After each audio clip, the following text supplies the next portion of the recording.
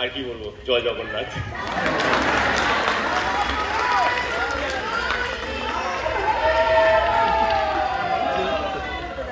এটা আরেকজনেরও প্রথম ছবি, সৌপ্তিক মজুমদার।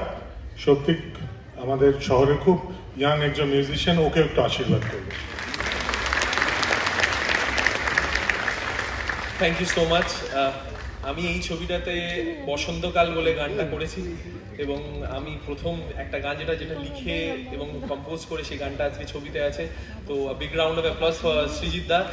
উনি যদি আমাদের মতো ইয়াংদের পাশে না থাকতেন তাহলে বোধহয় আমাদের গান কখনো ছবি অবধি আসতো না।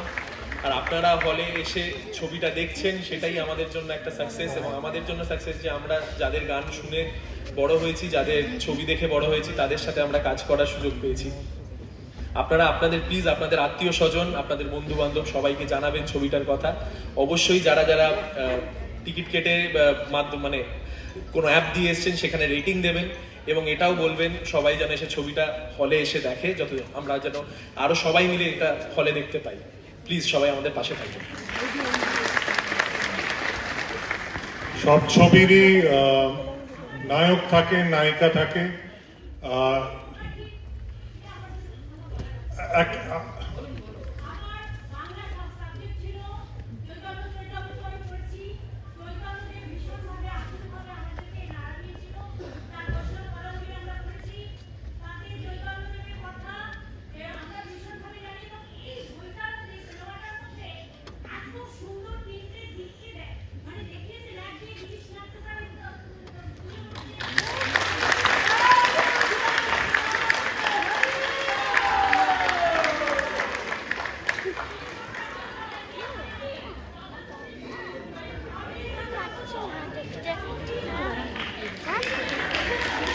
অশেষ ধন্যবাদ। কিন্তু আবার যেটা বললাম, আমরা নিমিত্ত মাত্র, যার করান তিনি করান, তিনিই করাচ্ছেন, তিনিই করিয়েছেন। এবং সব ছবিরই নায়ক নায়িকা হয়, কিন্তু এই ছবির নায়ক নায়িকাদের মধ্যে একটি আমি কথা বলতে চাই। যাদের ছবিটা ততটা ভালোও লাগেনি তারা কিন্তু তিনজনের কথা অবশ্যই বলছেন।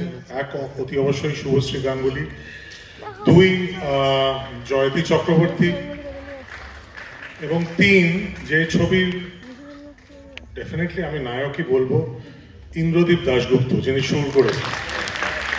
এই ছবির প্রাণ হলো তার সঙ্গীত। তো এই ছবি অনেক নায়কের মধ্যে যে অন্যতম নায়ক, তাকে কিছু কথা বলতে বলবো।